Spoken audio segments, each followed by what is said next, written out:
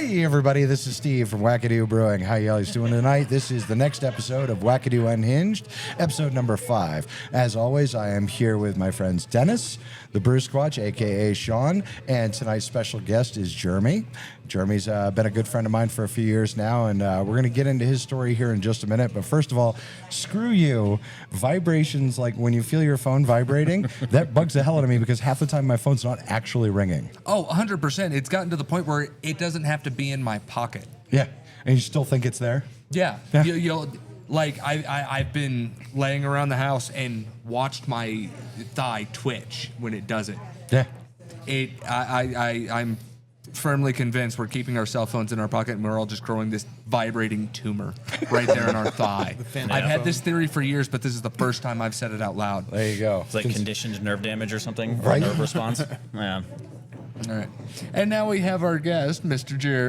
Jeremy, the Rogue Magic. Yeah, that's my website, roguemagic.com. I was gonna call it Gotcha. Magic Man. Magic Man. Ta-da! I'm here. All right, so Jeremy, you are also a veteran.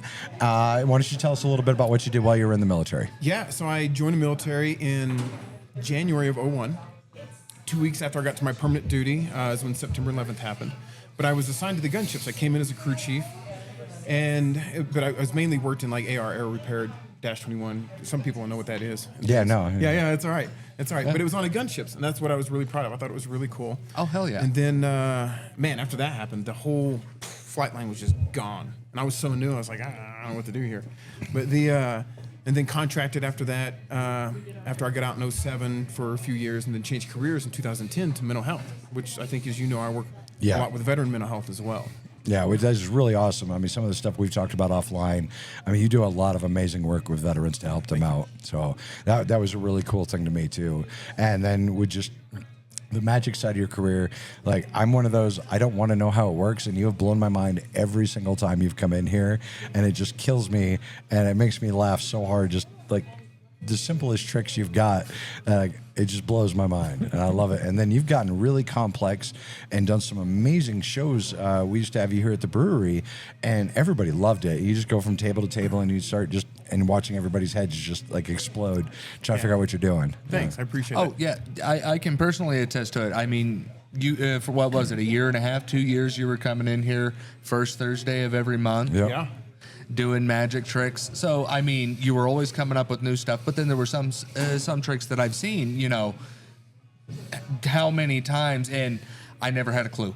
Yeah. You'd speed it up, slow it down, you'd talk to me as you're doing it, and Yeah, you'd be like, look, I just couldn't follow figure out a this single card right one. here, and you're just like, Just watch. Watch. Like, I'm watching what he's telling me to watch, I'm watching everything except what he's telling me to watch, and nothing. That's great. I love it. Well, that's the goal, right?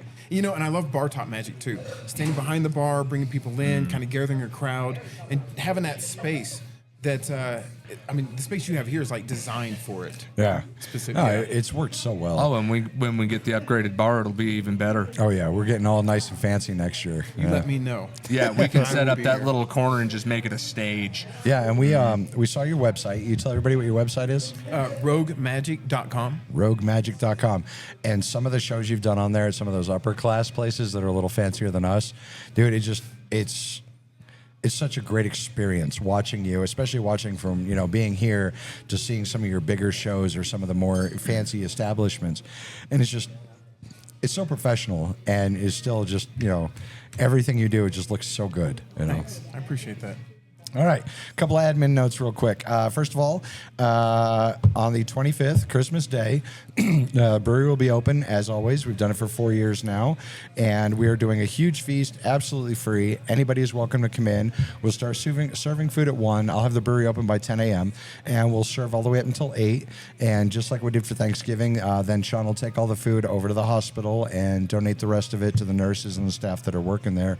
But don't worry, you don't have to, like, not come in so that a nurse can eat. We have a ton of food. Oh, yes. I mean, we went out and we spent. That's what gave us the idea to do this, is we had so much left over. Like, we would all take home just heaps of food, and there was still some left. Yeah. So absolutely, anybody is welcome. You don't have to buy anything. There's no purchase necessary or anything like that. Just show up here and we'll feed you. We'll make sure you guys are taken care of. All right, second thing, Mug Club memberships. We still have some Mug Club memberships available. It goes through all of 2026. So if you sign up now, it still carries you through December 31st of 2026. It's $250 for the entire year.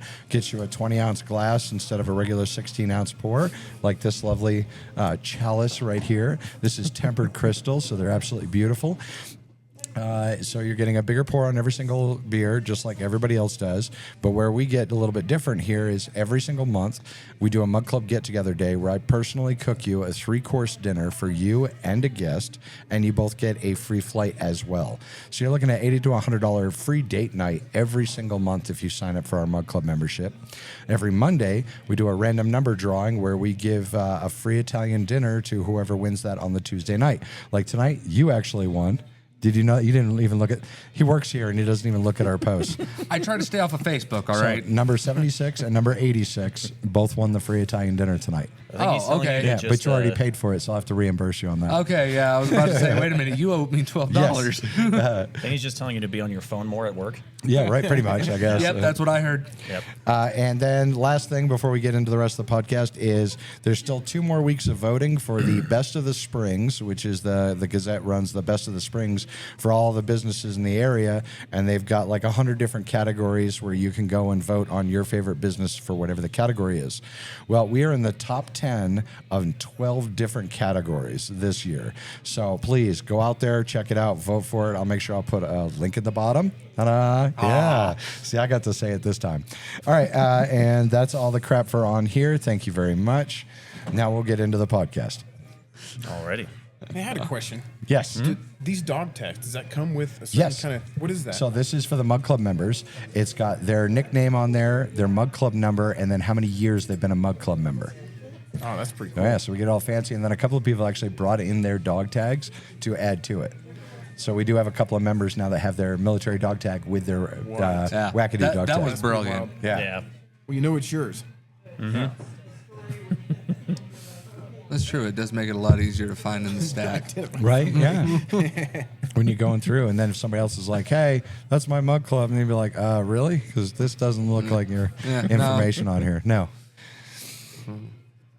All right, so, Jeremy, what's, because most of the time they ask this, but they're slacking today. All right, So, what was, let's say your fondest memory, good or bad, but from the military, what was your fondest memory? Oh, gosh.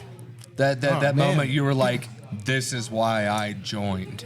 Well, when he said fondest memory, I wasn't thinking about like actually in service on active. You know, Yeah, I was thinking about during that time because in Florida, this is where I was stationed at. The bars don't close till 4 a.m. And of course, you're in from like 18 to 26 kind of time frame. And I thought, man, fondest memory. We have so many stories. So not at work. This is just a bunch of us like hanging around and everything. I don't know how we came across. We come up with some bottle rockets somehow. And I don't think those are allowed in Florida. I'm not even sure how we got them. I already But love remember where one this time is we were having going. like a bottle rocket yeah. fight, and I went inside. My buddy goes, "Oh, he's coming up the stairs. I'm going to open a door, and you hit him with a bottle rocket." And I said, "All right, cool." And I lit that thing, and it goes, shoo, and as he opened the door, whoever was coming up the stairs wasn't there in time, but the neighbor opened his door, and it went whoo, right into this apartment, blew up above his wife. She jumped. It was just it was kind of a mess. Yeah. You know, but this was in a time when we would also do things like take the couch and ride it down the stairs. Oh, yeah. You know? Stuff. Nice. But I will say this. In Florida, there are hurricanes about twice a year, give or take. And because of what had happened with September 11th, everything, Disney had given 5 free tickets to all active duty anytime you come there. So if we didn't deploy with the aircraft, we would kind of, because the hurricane would go out into the Gulf, and we'd circle around it. So whenever it was tearing up home, essentially, we would be at Disney World and be nobody there. You know? Jeez. Yeah. I mean, hey. If you want like a Alright. story from like actually happenings like, you know, during Lemons work at a time, lemonade. you know, I mean, there's all kinds of stuff that happened during work too. No, I but that's cool. that I was- thought at first when you were like, my fondest memory, I got to use my GI Bill after I got out. Yeah, no, it's bottle rocket fights and hanging Fondest out. memory leaving. Yeah. Well, I mean, you make like a brotherhood in the military, right? Yeah. It's so tight, and they're like family, and you can Yep. joke with them, you can laugh with them, and that's hard to find when you transplant to another state. Yeah. But it's, yeah, fond memories. Nice. Yeah, You hate the circus, but you miss the clowns. I mean, yeah, I think I do. Yeah. I think that's what it is. Yeah, that's a great way to say it. Yeah. Yeah, it's funny because during that time, I got into. This is gonna sound silly, so don't laugh at me, but I got into comedy hypnosis. Comedy hypnosis. Yeah, I went to some show, and I always loved entertainment, so I always kind of had this like little sideline for it and everything. And so I was like really pushing it. So yeah, I was like a 20-year-old with like a crappy goatee, you know. But man, it was fun though. We do house parties. And, you learn a lot at house parties. So. Yeah. It's, maybe not all those stories right now, but like there's a few. Yeah. Hypnotist at a house party, red flag. Yeah, right. No, not until everybody's drunk. In his 20s. Yeah. We all drink on that one. Anyway, no, nothing bad. It was all fun. Nice. It was all fun and games. And, but yeah. Yeah, I love that. Like one of the things you always talk about, and I've never been able to quite like figure out where to put it when you talk about grifting and things like that. But it's like a comedic way to steal from people. Yeah, I can explain that if you like. Yes. Yeah. I'm trying to think of a Perfect. better way to say it. The but- way I view the field of magicians and magic and stuff like that is you're a deception sleight of hand artists. And you can theme that as magic or mentalism, or you can theme it as theatrical pickpocketing or grift artistry. And a lot of people in our field call it gambling sleight of hand. But I lean in more into the grift artistry in the sense of doing things like con games and bar bets and those kind of pieces. So yes, I can second deal cards, but I'm not a gambling sleight of hand demonstrator for the most part. But we could do like 3-card Monty. We joke around, and it's all safe. It's all a way to experience deception in the safe way, entertaining way. And then there's like pickpocketing. Which that I Oh no, you're good. Yeah, I like. I love when that. you were going the other way around though, when you were loading people up. Oh, That so Put-pocketing? that kind of leans more into like the field, what they call like put pocketing. Yeah. Or used to like there was a guy named Eddie Joseph. He has this old pamphlet of like theatrical thievery kind of stuff, and I think he called it body loading, which today probably sounds like you're doing something you're not doing. The guys at the gym. That's where I went with it. Was Yeah, but you can load stuff into people's pockets. You can load playing cards into people's pockets. And the important thing is when you do that is to make sure you're legal and ethical. You don't just walk up behind people and start like taking their wallet thinking you're funny. Yeah. It's under a context. Like I think one time I did for you, I think we used a coin. I put it in your hand. We did this Yep. whole thing. I went through this whole process and then put the watch in my pocket. Yep. Yeah. Or sometimes you load it on their shoulder. But it's actually, you've already established that you're an entertainer at that point. Yeah. But yeah, I love sleight of hand as an art in itself, because the way I divide magic up between that piece as well is that magic is kind of the magicians help people wonder at the possibilities, and they use the art of illusion to do that. Yes. Whereas pickpocket and grift style entertainers, they're more about demonstrating the art of the skills Yeah. without giving anything away. Yeah. Yeah, like distracting somebody. I feel like some of the appeal with it comes from that. It's kind of like watching a scary movie. You get that thrill, that adrenaline rush, without being in danger.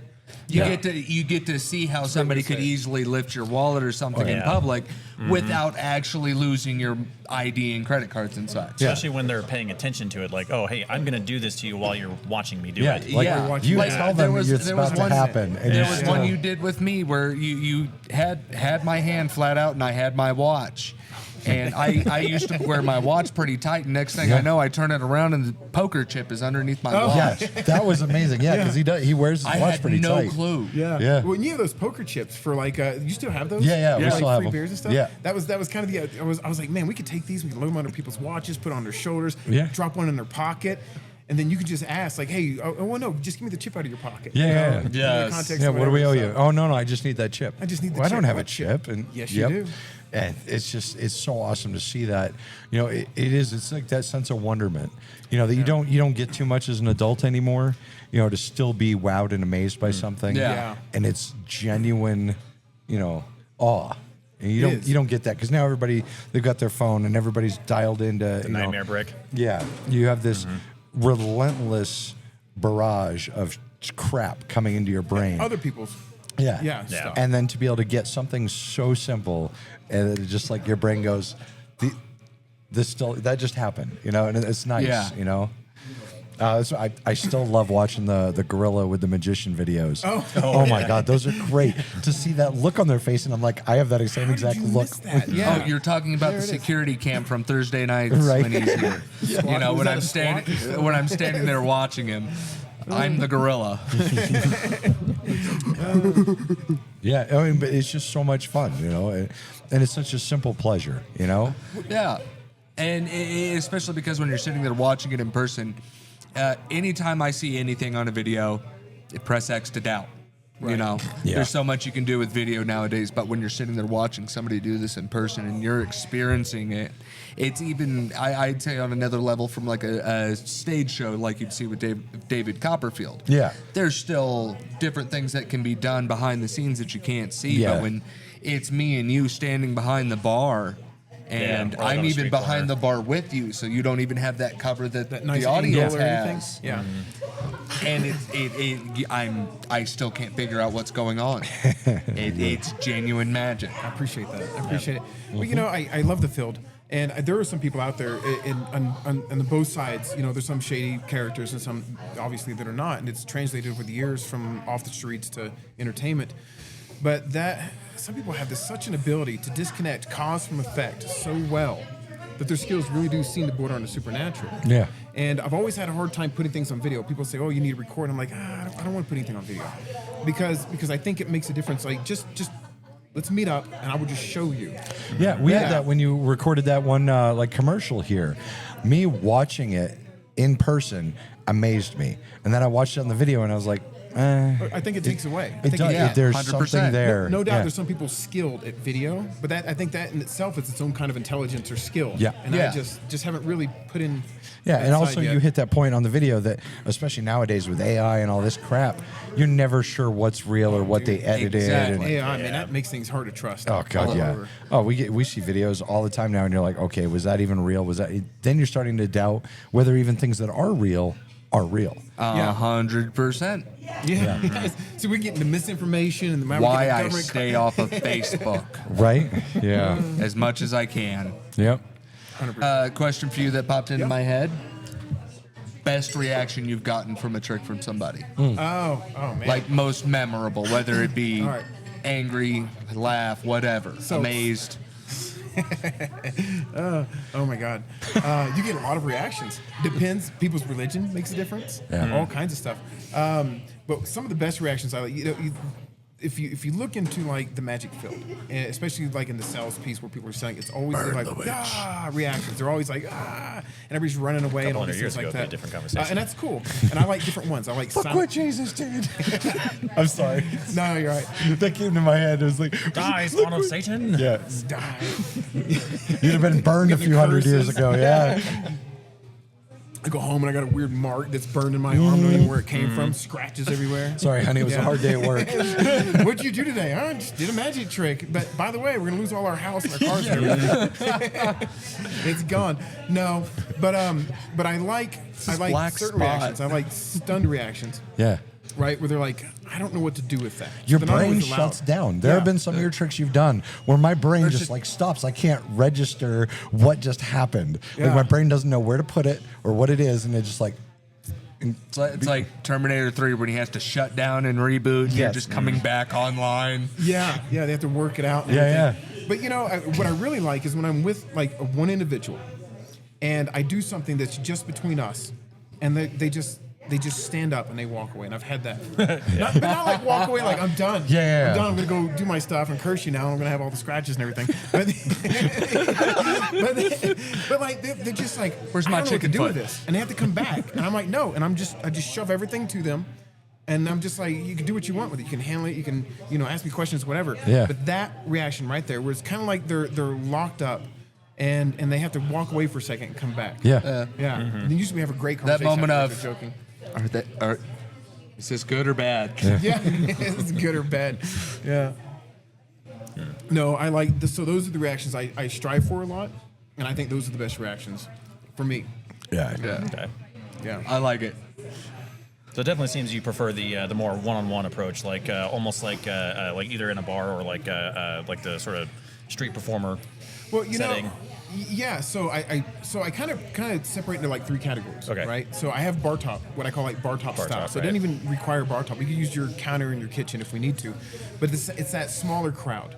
And then like a parlor room style, where maybe we go into somebody's home, they got that space, and they got their friends over for an evening event, and it's like no, we're not gonna do all this stuff. We're gonna do this stuff. We're gonna go from like gambling sleight of hand. We're gonna address that first because everybody knows the magicians can just kind of do certain things. They can do sleight of hand. So let's go ahead and just hammer that. Let's do the pickpocketing. Let's do the grift artistry. Let's make it funny. Let's make everybody laugh. And then we go into like, but what if it were real? Right. Like, who am I to say if it's real or not? But if it were real, what would that feel like to possess even the tiniest bit of that power? You know, and we just kind of explore that for the, rest of it. And stuff. What's about like too? You're also a good storyteller. Oh, thanks. Like when you're going through and you're 100%. talking about things, and then you're also doing the trick while you're monologuing that, and it's just like it all yeah. kind of comes together, And you tell some I really good struggle stories to with walk it. and talk at the same time some days. Right. Meanwhile, you're sitting here pulling off crazy Yeah. tricks and telling a story at the same time. You have to practice them separately. So start with walking. It's like the rub the tummy, pat the head thing. You're just gonna. Yeah, no, I love it, man. So I got bar top, I got strolling stuff, which I theme as like professional guest, because I kind of see it as like, okay, I could come in and just do card tricks, I could do all these things. And, I mean, is that worth the gum on the bottom of your shoe? I don't know, but if I can link people up and help people know each other, give them stories they can tell about your event afterwards and those kind of things. That's where I feel like some of the value comes in. It's not the sleight of hand is a huge piece of it because that's what you're hiring me for, of course. But also the value I think comes from like you helping them take this event to something more memorable than they expected it to be. Yeah. Yeah. Yeah. I mean, off the top of your head, what's one thing you can get in your parlor room if you have a bunch of professional guests? Oh yeah. What's something you can get that somebody will remember? Yeah, absolutely. Yeah. Those magic tricks is. Yeah. I mean, magic trick. Even that, it makes it sound like I'm lowering the quality of what you do. Yeah. Magic trick is just the general term I know, but like your work is Like when you said street magic, I kind of got offended for you. Oh no. right. Yeah. No. But and also I've noticed this because the one of the things I can pay attention to is your hands. You're very, very dexterous, and your hands are always moving. When you're doing a trick, even when you're not touching a card, you're not touching a ball, your hands are always moving because that's why you can't tell where it started and where it stopped. Yeah. Your hands are always in like I'm motion. fainting Yeah, constantly. exactly. Yeah, Casting even spells. even when you're talking before the trick starts, your hands are already moving around. You're like, I like to do this thing and this thing, and then all of a sudden, bam, you're right into the trick, and you can't tell when it began and when it stopped. That right there, that's what I like. Yeah. I almost don't want you to know when we've started until it's already happened. Exactly, because you'll just be Yeah. talking along, and there's Yeah. no change to your cadence. There's no inflection change. It's like your brain runs on multi-links. For me, it's like I'm only doing one or the other, and you just kind of like flow. Yeah, thanks. Yeah. Thanks. And then like you'll be sitting there shuffling the cards, and we'll be having a conversation, not related at all. And then next thing I know, you're moving into a trick. Hey, let me show you this. real quick. Yeah. And Oh, have you it's guys just seen this? it's this perfect flow between conversation and into the trick. Yeah. You know what I like? You talk about the storytelling. What I like is the psychology of stuff, right? And that's kind of my field in education. Yeah. But I like the psychology of stuff. I like to talk about like perception or talk about these kind of things, or I talk about it like, you guys want to see how this works? And we're not really we are going into how it works, but I'm still not giving anything away. Yeah. Yeah. But I want you involved. I want you to get It's something we're out of it. invested in it. You've Yeah. given me the psychology behind how you're fooling me as you're fooling me with this psychology. And again, still can't see Yeah. it. Yeah. I understand what you're saying. I can't physically see what's happening. Well, conversational, right? Conversational is a big piece. Yeah. Instead of going into like a presentational voice, I think it's important to, it doesn't matter to me if we just met, but I want us to talk to each other like we've known each other for years. Yeah. And that comes from the military. Yeah. Knowing all these people in the military, I'm sure you guys can relate that, or with old friends, whatever, that there's just a way that people open up. Mm-hmm. And I think if you can, just bring it in. We've all known each other for a long time, and that way they can talk, they can banter, and that's what I like about close-up stuff as well. And I close-up in the field is usually very small, like something like this table, and then you go to like parlor kind of size, which is somewhere like 30, give or take, and then of course there's stage, which I don't really offer stage. more into like speaking if I do like stage work, and then maybe using some of this stuff to illustrate my points. But the rest of it for the rogue magic stuff, definitely keeping it within like this tight realm, because I think there's just a feeling that I like, that I want to pass on to other people, that I think you can. Yours is more personal. It's hard to get with the big, the only time I could picture you being on a stage is if you were talking to like a room of magicians and you were speaking to them, you were teaching them. I could see you doing that. Yeah. But like your style, I like it so much better up close, personal, with that conversational aspect. You know what I started to do? You just reminded me of this. Is I've started to reach out to like conventions, and I don't even know, because they get so many submissions and everything that I whatever. bet. But I reached out to this one convention called Crime Con, and they had this little spot where you can register for like to be a speaker, and I posted this presentation called Taken: The Psychology of Pickpockets, and the idea is to first talk about like the transition between like sleight of hand on the streets and, you know, the unethical side to like entertainment, how that's dragged over, but do this in like a very entertaining way, and then actually let people experience deception firsthand. So we bring somebody out and we do the pickpocket, we do the grift archery, everybody can watch it. It really doesn't matter the size of the crowd for that one. And then of course, you know, with that kind of convention, I feel it's important to like leave them with ways to protect themselves. Like, well, you know, here's the stuff you got to watch for. Here's the stuff you got to watch for in the street. Here are the flags and the signs. And because the field I work in, I think I can kind of lay some of that stuff out, I think, pretty clearly. And but when you're talking about getting on stage, that's the kind of stuff I'm moving into for that side of it. Awesome. Nice. Yeah. Nice. You good? All right.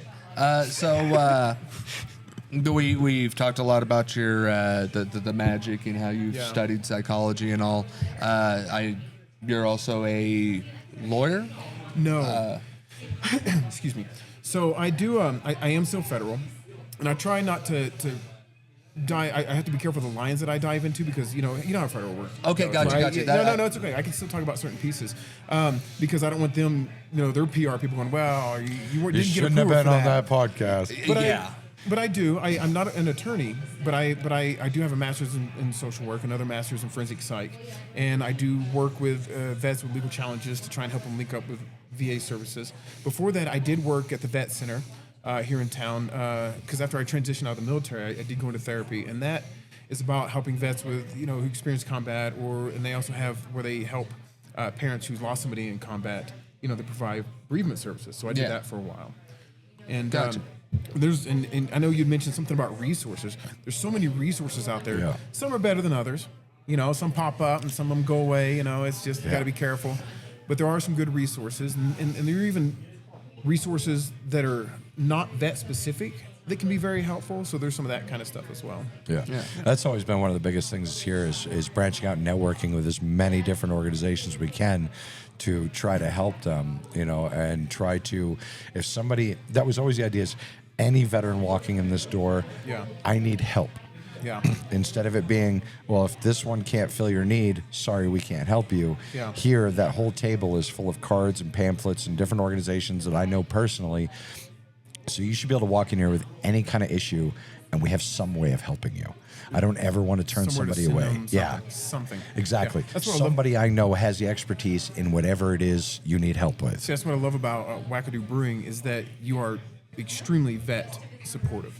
Absolutely. 100%. Yeah, I think, as far as I've seen from the time we've known each other, you're involved in so many vet events, and even at the sacrifice of yourself. Yeah. They keep warning me I need to start taking time off. Just last night. My sciatic flared up real bad last night, and like my whole left leg was worthless. And I was last like hour of the CVMA party. Yeah. I was limping around here pretty bad. Yeah. And it's like, no, I'm just gonna keep going. Fuck it, you know. Just you don't stop. After I finished with the girl, I had to tell him like 3 times to go sit down for a minute, and then you still didn't sit down. You're still walking, talking, shaking babies, kissing hands. Right. You know, I got to do my thing. You know. You know something I haven't seen in other places is you got this board up here. And I love that when people walk in the military, you click We're the gonna have switch. to take a picture of it. Yeah, you got this. Take a picture of this. Yeah, 'cause it's got like Army, Navy, Air Force, Guard, all that stuff. And when somebody that's a vet from that service is in, they click the light on, so they know that somebody in this room is one of the Exactly. vet from The some hardest service. one has been Coast Guard. Yeah. We've had that lit up, I think, 3 times total, and only once where we had all 6 branches lit up. Yeah. Is that because we're kind of landlocked in Colorado? I mean, you would A think little so. bit. A little bit. Yeah, but I mean, we got a ton of Navy here, and last time Really? I checked, there wasn't an ocean in Colorado. Also fair. Well, Coast Guard's also like a lot smaller. I think Yeah. there's only like 45,000 active members Yeah. total. Yeah. Yeah. So just numbers in general. Yeah, there are rare flowers when they come in. Dude, that's awesome. But yeah, anybody who comes in the door, if you're in one of those branches, be like, hey, I was in the Air Force, we'll light you up. I mean, we got Air Force and Navy here right now. Army's always lit up, of course. I think because me or Renee is we're I was always gonna say, I here. know a guy. Yeah. It's always here. Yeah. That's awesome. You, Renee, Sterling, Corey. Yeah. Yeah, so it's and it's become kind of a running joke now. If I do get into Congress, I'll actually be getting more time off. Yeah. Than I've had the whole time I've been running the brewery. Me and Renee figured it out the other day. My last day off was June 24. Like June 2024. Yeah, it's been 18 months Tell you since what, my that's last a level day of off. commitment that you don't get from a lot of places. Oh God, man! But I love it. I love everything Yeah. we're doing here, and I mean, getting to meet people like you and all these guys that walk in the door that I've now built relationships with and found, so many amazing people. What was that business group you had here a while back? Oh, that depends on which one. It was either the Right. veteran. Okay, so there's more than one. Oh God, yeah. So we have VetNet, Yeah. the Veterans Business Alliance, Yeah. PeakNet, Pikes Peak VetNet. So, I think Yeah. PeakNet. crap, yeah, PeakNet, and we've got. And I'm so sorry for any of you that I can't name. We've got like 2 others that come in here fairly often as well. There's also the Veterans Realtors Association. Wow. And yeah, there's a couple more. Altogether, we got like 6 or 7 that come in here at least once a month and hold their networking events because we don't charge them. Yeah. So many of these places charge $250, $300 an hour to come use the Just to bring space. Yeah. I'm like, are you kidding me? We have get- room. Come in. yeah. Yeah. Well, even CVMA last night for their Christmas party, they were a little concerned. They were talking about having like up to 100 and 100 and something people. And I was like, we have the 2nd largest tap room in town. We got you. We'll take care of you. You get a nice open space here. Absolutely. That's what I love. I always wanted it to be that way. And other than one guy a couple of years ago that gave us a 1-star review for this, the picnic tables are set up in like the German longhouse style. Yeah. Yeah. And Yeah. everybody else who's ever come in here loves it, except for that one guy. And he left us a bad review saying we had stacked picnic tables. And I was like, Stacked picnic those aren't stacked. Those are in a row. They're lined stack up. is, right? Yeah, no, apparently not. I got it. But Yeah. it's the idea, like, because I've been to a lot of European countries, and over there, the personal space isn't as big of a bubble as it here in the U.S., where we want you like 10, 15 feet away from us. Yeah. A lot of close Over there, talkers. yeah, they don't have a lot of room, so they will invite you to come sit at their table, and then you just made new friends. Like if you're eating at a restaurant, you're on a table of 6 or 8, Yeah. and it's just you 2 people. Yeah. Another group coming in will come and sit with you to save space, and then you all get to meet each other. Yeah. So like other countries, they're all about it. Oh, but like please come sit with us. Yeah, come hang Even though out. you've never met them before, doesn't matter. It's only here in the U.S. we're so distant and put offish, and it's like. Yeah, I got broken Yeah. into that in Africa when I was Yeah. like 11 because everyone just talks to you this close. Yeah, You were in Africa at 11? yeah, this was part of my school. I was sorry to say, what'd you do? But like, I'm sure you weren't having a career at that time. No, it's part of my school, Houston Outdoor Learning Academy. They're closed down now, but it was like a small, non-traditional school, and we got to travel out of the country every year. And so it was like all through middle school and high school, I went to another country. Sometimes it was a wild. couple, depending on what the layovers were. So yeah, Wow. Yeah. so Yeah, I right. actually had my 12th birthday in Kenya. There you Yeah. go. See. I've heard some stories from his travels as a child, and it's like, damn. I Right. went to Vietnam when my freshman year of high school. That was fun. Got to experience a lot of that stuff. And one of the, no, this is some stuff I'm not going to get into. But And now I kind of feel like it's right to get into it. Right? I kind of want to all push right, it. well, you know what Agent Orange is, right? Yeah. Kind of getting back to military. So no, it was like there was a lot of the people who were directly dealing with it, right? Like mixing the stuff and getting sprayed with it, like the enemy were, not just the enemy but also civilians. Yeah. They weren't the ones who were as adversely affected. It was more of their children, right? They kind of gave birth to mutants or people We who had were, the lady in here who did that amazing that Veterans Wall display we had in here. Yeah. Her son, because her husband was exposed while he was in Yeah. Vietnam, and that's why he ended up like that. And great kid, but you could see, and she explained it to me, and I was like, that's horrible because her husband, like half the effects. And it passed on to his son. So it is, you're right, generational. Yeah. And that's what's really scary. It's like, oh, the soldiers were exposed to it. Yeah, well, this carries through. Well, it also depends on your level of exposure, because like there's a lot of people where it's like some sort of like internal mutations, and a lot of them where it's like where they develop cancer very very young age, where they look normal, but other ones like this orphanage I went to, some genetic stuff or something. This was an orphanage in outside of like the outskirts of Hanoi, in North Vietnam, and there was hundreds of these kids, varying from ages of like I think the oldest one was like 17, and the youngest were like like toddlers. Wow. And there was some that had heads that were like twice the size of normal. Like, so it had a major effect. Fingers coming out of their defects, all shoulders. Kinds of stuff. Wow. Man, a third leg, all sorts of weird, crazy stuff, like an eyeball that was vestigial sticking out of it. I don't know much about you. Were you in the Navy? Is that your light that's lit up there? No. Oh, no. That was I one have of the guys not this served. morning. Oh, okay. No. Okay. So it's, me and 2 civilians running this damn show. Yeah. That's the way to do it. No, hey, dude, I'll tell you right now, I say it publicly. I talk a lot of shit about Shaun, but Shaun has been my best friend for 10 years. And of all my time in the military service, I can't think of anybody that I could say without hesitation would take a bullet for me. This big ugly fucker would. And if you don't do it, man, I'm going to judge you harshly. Yeah, right? No, but he's had my back through worse shit than any of my biological family, either of my ex-wives, anybody else, any friend I've had in life. Yeah. He has had my back through more craziness than anybody else. So, have you been overseas? Or did you ever travel overseas or anything? I'm just kind of curious. No, I've never left the USA. No, where's your favorite place in the U.S. to go outside of Colorado? You can't. I know you have to say Colorado because we're in it, but if you were to go, that's kind of about it. I mean, I've got a laundry list of places I'd like to go. Like I've got the motorcycle next year. I want to go on at least one out-of-state road trip. Yes. I want to go to the Black Hills in South Dakota. Yeah. Oh, okay. Right through those. Yeah. I think that'd be an awesome ride. I'm telling you, man, before I get into office, we're going to take that trip. We're going to hit the East Coast and just take 95 all the way up and see some of the most beautiful stuff. Hell yeah. And then after you guys vote me into Congress, I hate to fly, so we are literally, there's going to be 3 or 4 of us on motorcycles, and we're going to motorcade to D.C. and back every time I got to go to D.C. We got one guy who said he'd drive the Escalade. Yeah, there you go. We'll have the Escalade in the back, and then all of us on our motorcycles rolling through. And that'll be some beautiful driving. That's wild. You ever gone up to like Uray or anything? You're right. Yeah, no, not yet. There's some places out that way I want to see. I think that's cool with like the bluffs and everything they got like around the town.